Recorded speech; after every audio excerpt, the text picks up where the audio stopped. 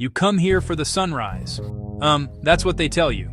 The money shot, the postcard, the one thing you absolutely must do. So you drag yourself out of bed in the suffocating pre-dawn dark. You join a shuffling, silent army of fellow pilgrims, all marching toward the same spot. Phones, cameras. It's a ritual, a pilgrimage not to a god, but to an image. The air is thick with anticipation. Everyone wants to capture it, to prove they were here, that they felt what they were supposed to feel. The problem is, you're not alone. You're never alone at an Angkor Wat sunrise, shoulder to shoulder with strangers. The silence broken only by the click of a shutter, or a whispered complaint about the humidity. The sky begins to blush, inky black, bruised purple, then a fiery orange. Your journey shouldn't start at the main temple. That's like starting a novel on the last page. You need context. Go to the Angkor National Museum first. It's in town. It's air-conditioned. It's a crucial primer for what comes next. Here the story is laid out. Timelines King's Hindu cosmology. You see delicate carvings up close, the faces of gods, and demons you'll later find high on temple walls. After the museum, get a bike. Not a motorcycle, a bicycle. Motorcycle. Bicycle. Feel the heat. Taste the dust. Hear the land's rhythm. Pedal out on flat, long roads through the countryside. The main temple circuit is crowded. Tuk-tuks, air-conditioned vans, tour buses belching diesel. You go the other way, toward the outer temples that take effort. The landscape opens. There's a place here where the battle between man and nature is on full display. And nature is winning. It's called Ta Prohm. You might know it as the Tomb Raider Temple, a nickname that both trivializes and immortalizes it. But forget the movie. The reality is far more powerful. Here the jungle has decided not to just reclaim the land, but to embrace the temple, to become one with it. Massive silk cotton trees, their roots like colossal silver pythons. They pour over walls. They pry apart galleries. They strangle doorways. You walk through its shaded corridors, and it feels like you've stumbled upon a secret. The light is different here, filtered through a thick canopy of leaves, dappling the moss-covered stones in shades of green and gold. It's a photographer's dream, of course. Every corner reveals a new composition of stone and root, a new testament to the relentless power of time. But it's more than just a pretty picture. It's a profound statement about permanence and decay. The best time to come is either very early in the morning, right after sunrise, or late in the afternoon. This is when the light is soft and the tour groups are thinner. You can find moments of quiet, where the only sounds are the chirping of unseen birds and the whisper of the wind through the leaves. You have to watch your step. It's a reminder that even the greatest empires eventually fall, and that something wild and beautiful will always grow in the ruins. In the heart of the ancient city of Angkor Thom, there's a temple that looks back at you. It's called Bayon. From a distance, it looks like a jumbled pile of rocks, a chaotic mess. But as you get closer, the details emerge, and the details are faces. Hundreds of them. Carved into 54 Gothic towers are over 200 enormous faces. Serene faces. Slightly smiling faces, each one looking out in a different direction.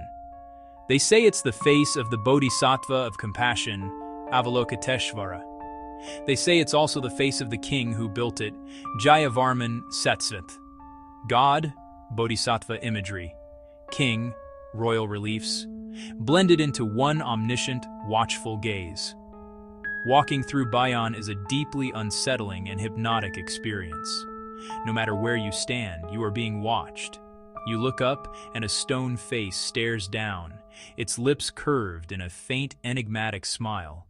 You turn a corner, and another one greets you. They are everywhere. It's both comforting and terrifying. Everyone wants a sunset. It's the bookend to the sunrise.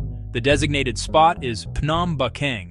It sits on a hill between Angkor Wat and Angkor Thom, offering a panoramic view of the whole damn thing. A glorious, fiery sunset over the jungles with Angkor Wat's spires. It draws a crowd, a big one. They limit numbers at the top, so arrive early to secure a spot. A short, dusty climb. You trudge up and find a perch on crumbling steps. You wait. The sun begins its slow descent, painting the sky orange and pink. It's a fine view. You can see for miles, appreciate the vastness of the surrounding forest, but the crowd mediates the experience. Quiet contemplation gives way to chatter and the clicking of cameras. Best sunset in Cambodia? Probably not. Profoundly spiritual? Unlikely. It does give perspective. From here you grasp the scale of Angkorian ambition. After all the sunrises and sunsets, the crowds and the carvings, the big-ticket temples and the dusty bike rides, you're left with one final task. It's the most important one. You have to find a quiet moment. You have to forget the itinerary, put away the camera, and just be here. The real magic of Angkor isn't in any single view or temple. It's in the feeling of the place, the weight of the silence in a forgotten courtyard, the coolness of the stone against your hand, the way the light filters through a collapsed roof. This is the heart of the matter.